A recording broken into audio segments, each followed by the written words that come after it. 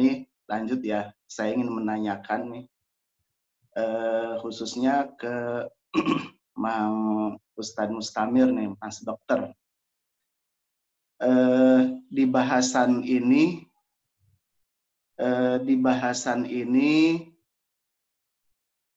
di dalam kitab ini tadi bahwa untuk bisa taqarrub kepada Allah Subhanahu wa taala itu memperbanyak amalan yang sunnah. Jadi tidak bisa kita bertaqarrub dengan hanya fardu saja. Tapi kita bisa bertaqarrub kepada Allah dengan memperbanyak amalan yang sunnah, yang tentu kuantitasnya melebihi kuantitas dari amalan fardu, karena ya fardu itu ada batasnya gitu. Tapi amalan sunnah bebas. Itu menyebabkan seseorang bisa bertaqarrub kepada Allah Subhanahu wa taala. Dalam arti inilah yang dinamakan, kalau menurut saya gitu, inilah yang dinamakan dengan thariqah. Thariqah, jalan menuju kepada Allah Subhanahu wa taala. Jadi melaksanakan amalan ibadah yang sunnah. Tapi saya pernah baca di postingannya Mang Dr. Mustamir ya, bahwa itu bukan thariqah gitu maksudnya. Karena itu masih syariah. Jadi syariah, thariqah, haqiqah. Nah ini saya ingin penjelasannya gitu. Saya mau bertanya gimana caranya gitu. Kebetulan di sini ada Mang Dr. Mustamirnya. Jadi mohon penjelasannya mengenai thariqah, apa istilahnya, penjelasan dari Mamang gitu. Saya ingin pemahaman mungkin yang bisa lebih baik gitu. Silakan, Mang.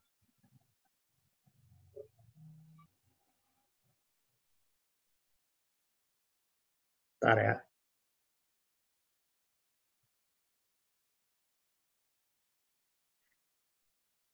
Aduh. Ya, silakan, Pak. Ya, assalamualaikum warahmatullahi wabarakatuh. Waalaikumsalam warahmatullahi wabarakatuh. Ya, baik.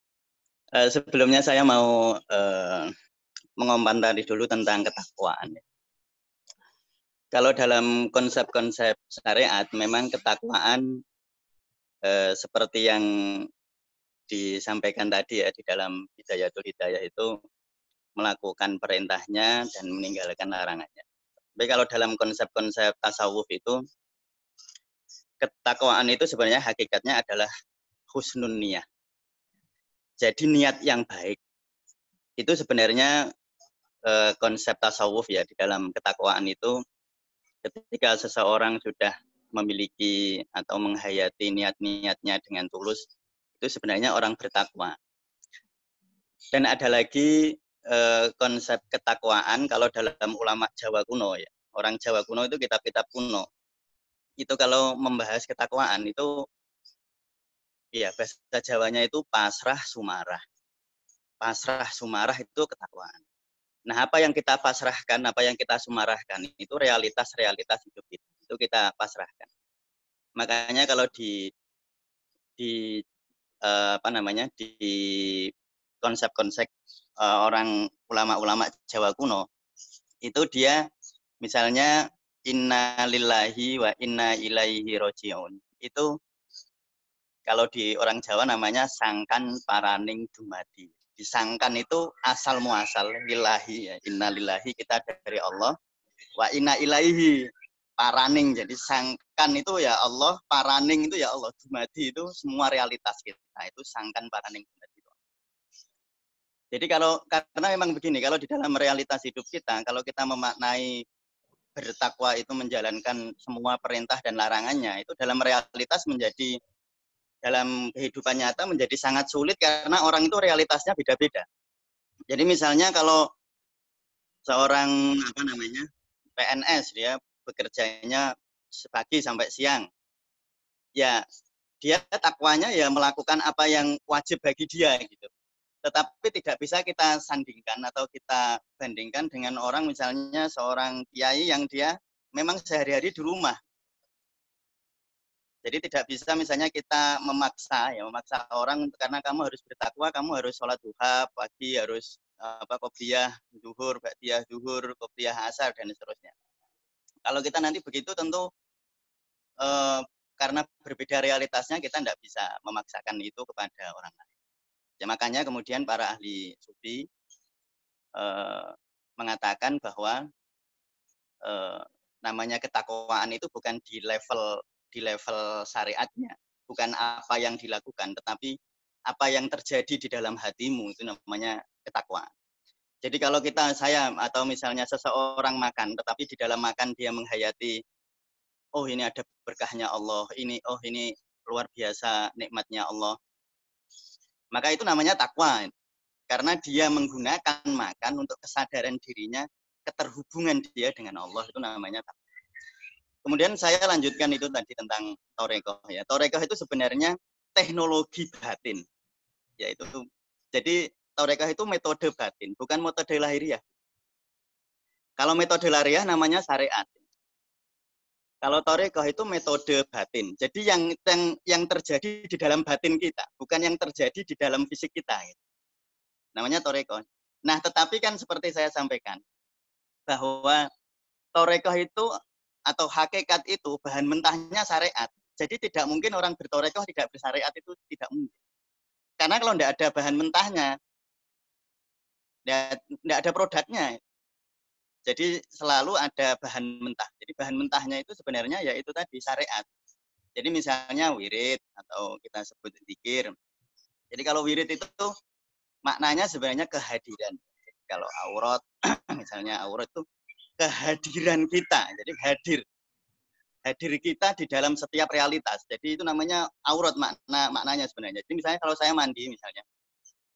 Saya mandi kemudian saya menghayati betul rasa air ini, saya nikmati rasa air ini, kemudian saya hadirkan ini di dalam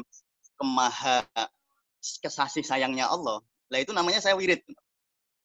Jadi ini makna, tapi ini makna ininya ya. Kalau nanti makna syariatnya ya wirid itu baca teks-teks tertentu.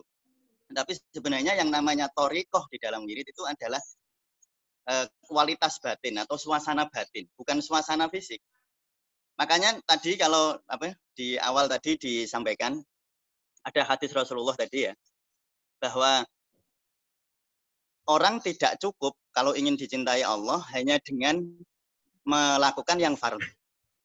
Tetapi untuk dicintai Allah itu melakukan yang sunnah. Itu kenapa? Karena yang fardu itu biasanya kita melakukan karena ketakutan. Itu orang melakukan fardu itu sebenarnya kan kayak orang jual beli. Ya kita takut aja, saya melakukan ini takut masuk neraka, saya melakukan ini pengen masuk surga. Jadi orang melakukan fardu ketika di dalam hatinya itu hanya ada, oh ini wajib. Itu kan seperti perintah seorang kepada seseorang yang lain gitu, atasan bawahan. Makanya tidak menimbulkan cinta. Tetapi kalau orang amalan sunnah itu kan jadi gak dilakoni gak apa-apa saja. Tetapi kok mau, maka itu wujud cinta. Maka kemudian yang amalan wajib tidak menimbulkan cinta, ya itu tentu selama dia masih merasa bahwa oh ini karena wajib, aku di.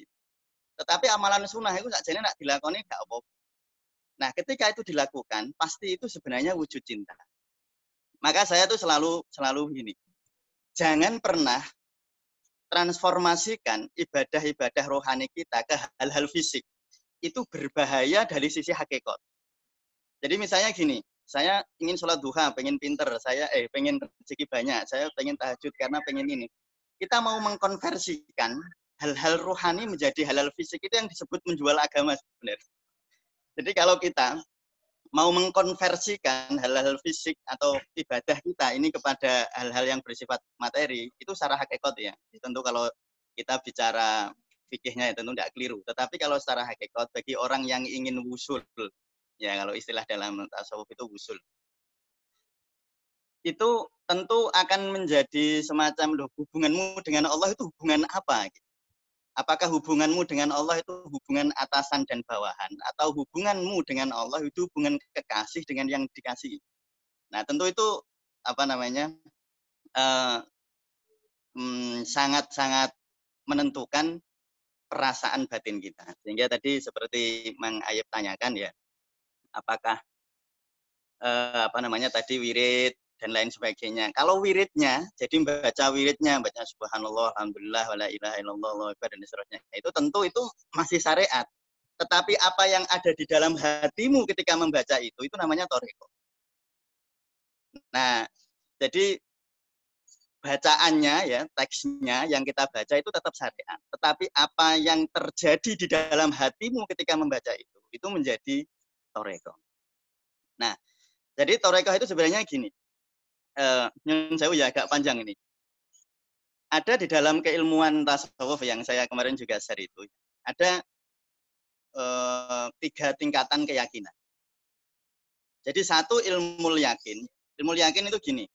Saya dibilangin orang, Mr. Amir, gula itu manis. Dan saya percaya karena yang bilang itu adalah orang yang saya percaya, misalnya guru saya. Nah, tetapi keyakinan itu masih di dalam level pengetahuan. Saya tahu bahwa gula itu manis. Nah, kalau level keyakinan kita hanya di level ini, itu bahayanya adalah begini. Nanti kalau ada orang yang bilang, oh enggak, itu gurumu bohong, gula itu enggak manis, saya pasti akan goncang. Maka pikiran saya akan mikir, loh, ini gula bener manis apa tidak manis? Karena ilmu kita masih ilmu yakin. Kemudian yang kedua, ainul yakin.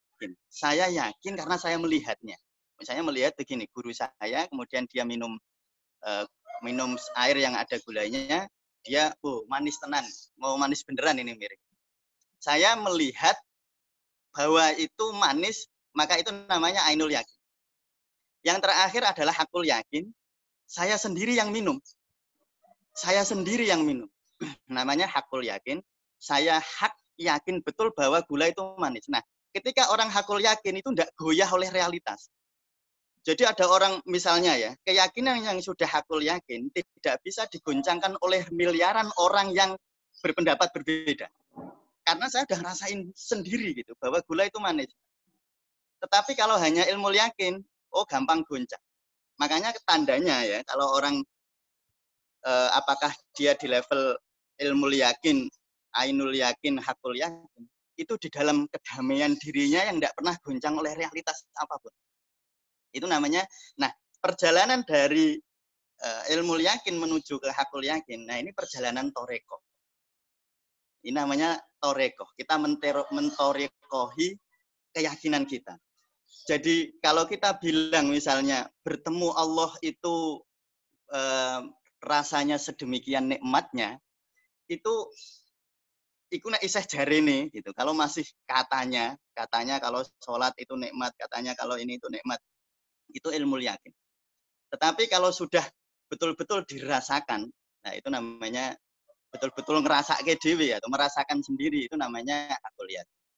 Nah, ini namanya dari ilmu yakin sampai ke hakul yakin, ini sebenarnya teknologi batinnya adalah dengan thariqah. Nah, memang banyak sekali thariqah yang muktabaroh yang yang banyak kita kenal. Kalau saya pribadi itu gini, kalau berthariqah itu wajib, tetapi ikut lembaga thariqah itu jangan diwajibkan. Ya, berthariqah wajib. Tetapi begini, nanti kapan-kapan, semoga nanti ke depan akan saya mencoba berbagi tentang mursyid, karena ini menjadi sangat penting ya di dalam kethariqahan atau dalam ilmu tasawuf. Karena begini, orang tidak mungkin jadi tidak mungkin menjadi dokter misalnya, sepinter apapun dia, sehebat apapun dia, kalau tidak pernah ada dokter lain yang mengakui bahwa dia dokter. Itu tidak mungkin. Jadi makanya bertambahnya ilmu tanpa bertemu guru, tanpa bertemu thariqah, maka ilmu ini masih akan menjadi sekedar ilmu. Dia belum menjadi hakikat ilmu, bahkan belum menjadi ma'rifat keilmuan. Ya, saya kira gitu. Terima kasih. Wah, luar biasa. Saya tidak menyangkanya. Ternyata Mang Mustamir itu orang Jawa loh. Wah, gila, istilah-istilahnya itu sangat familiar sama saya itu. Oh, luar biasa. Saya pikir orang Pedak itu orang Karawang ya. Pedak itu nama kampung memang itu. Oh, ngaten. Oke, barangkali ada yang mau menanggapin lagi? Oh, oke, Mang Hasan. Mang Hasan, sebentar Mang Hasan. Alhamdulillah ini sangat berkualitas sekali diskusi pagi ini. Biarlah panjang, nanti bisa jadi videonya jadi 3 ya, nggak apa-apa. Yuk, silakan Mang Hasan. Ya, Assalamualaikum warahmatullahi wabarakatuh. Terima kasih untuk semuanya. Jadi menambah dari Mang Mustamir tadi bahwa memang takwa itu tidak disamaratakan semua orang, tapi Rasulullah pun mengajarkan ittaqullaha mastata'tum. Jadi bertakwalah kamu sesuai dengan kemampuan kamu. Jadi tapi di saat pengolahan hati itu bisa kita hadirkan kehadirat Allah Subhanahu wa taala, seperti apa yang dikatakan oleh Mang Mustamir tadi, itu bisa jadi usul. Karena apa? Para ulama, para wali pun ada yang jadi sesuai dengan pekerjaannya masing-masing, tidak hanya diam di kholwat atau di satu kamar tersendiri, tapi ketika dia melakukan sesuatu, melakukan pekerjaan sesuatu, tapi hatinya tetap hadir kepada Allah Subhanahu wa taala, itu tetap melakukan takwaan kepada Allah Subhanahu wa taala. Itu mungkin gambaran-gambaran jadi takwa itu dimanapun kita berada, dan dalam pekerjaan kita masing-masing pun kita bisa melakukan ketakwaan. Yang jadi manajer ya tetap jadi manajer, tapi hatinya tetap hadir, selalu wirid kepada Allah Subhanahu wa taala. Tapi ya begitu kebaliknya, kadang-kadang ya rata-rata termasuk saya terutama. Jadi mulut kita mah wirid, tapi hati kita kemana-mana, pikiran kita kemana-mana. Akhirnya apa? Mulut ya tinggal mulut, ya seperti itu. Subhanallah ya hanya mengalir di mulut saja, tapi hati kita nggak pernah hadir kehadirat Allah Subhanahu wa taala. Mungkin memang artinya toreko itu ya dalam sekali. Nah, mungkin itu menambah dari Mang Mustamir tadi. Jadi intinya ittaqullaha mastata'tum. Jadi ketika kita melakukan sesuatu apapun yang diridhoi Allah, pekerjaan yang tidak melanggar aturan Allah, terus hati kita itu hadir, hati itu selalu wirid pada Allah, ya itu pun bisa termasuk wirid kepada Allah. Seperti halnya Al-Haddad gitu kan. Syekh Al-Haddad itu kan sebagai seorang pandai besi. Seorang pandai besi yang membuat golok seperti Mang Jamal kan seperti itu. Mang Jamal kelihatannya tukang golok, tapi hatinya kan hati waliyu min auliyaillah, insya Allah kan seperti itu. Jadi mungkin hal-hal yang sepele, yang kelihatannya biasa saja di mata umum, tapi di hadapan Allah itu luar biasa karena kehadiran hatinya, gitu, seperti itu. Ya, tapi mungkin menambahin lagi tadi, jadi kata Mang Haji Soleh tadi di kitab kitab Bidatul Hidayah tadi, ketika seseorang hamba itu sudah melakukan yang fardu, ditambah lagi dengan melakukan hal-hal yang disunahkan oleh Allah Subhanahu wa taala, maka Allah akan menjadi tangannya, matanya. Jadi dalam bahasa lain menjaga hati, menjaga tangan, menjaga mata, jawarih dan lain sebagainya untuk selalu mengingat Allah dan dijaga dari melakukan hal-hal yang dilarang oleh Allah Subhanahu wa taala. Dan berita gembiranya apa? Ketika Allah suka kepada seseorang, ya, ketika Allah suka kepada seseorang, maka Allah akan memanggil malaikat Jibril untuk mencintai orang itu. Kemudian malaikat Jibril, kalau sekarang kalau bahasa Jawanya woro-woro, broadcast lah sekarang mah. Kalau sekarang broadcast di penduduk langit. di alam malakut bahwa Allah mencintai si fulan. Kemudian rasa cinta itu akan ditancapkan ke seluruh bumi, terutama di hati-hatinya orang mukmin. Jadi nggak aneh ketika ada orang yang nyeleneh, tapi kok yang seneng banyak. Karena apa? Itu sudah sunatullah sebagaimana yang Rasulullah katakan. Jadi ada di kitab Jami'us Shaghir. Jadi innallaha ta'ala idza ahabba 'abd innallaha ta'ala idza ahabba 'abdan da'a Jibril faqala inni uhibbu fulanan fa'ahbibhu fayuhibbuhu Jibrilu thumma yunadi fis samai fayaqul innallaha yuhibbu fulanan fa'ahibbuhu fayuhibbuhu ahlus samai thumma yudha'u lahul qabul fil ard.